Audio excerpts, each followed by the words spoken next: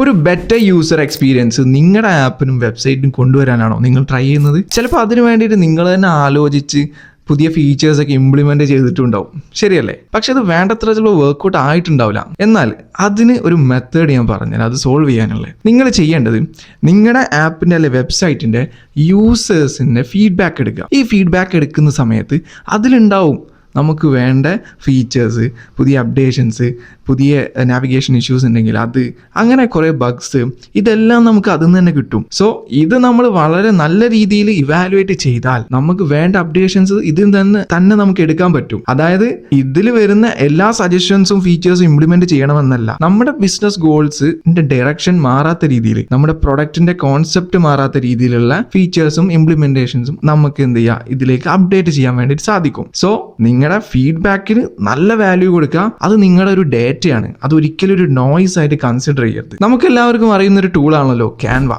എന്താ ചെയ്തതെന്ന് അറിയോ?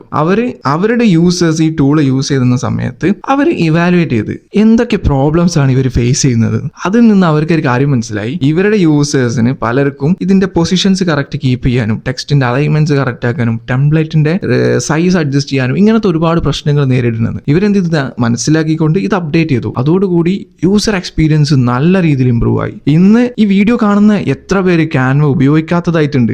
അത്രക്ക് പോപ്പുലർ ആയി ക്യാൻവ, അത്രക്ക് യൂസർ എക്സ്പീരിയൻസും കൊടുക്കുന്നുണ്ട്. So consider the feedback as an important suggestion.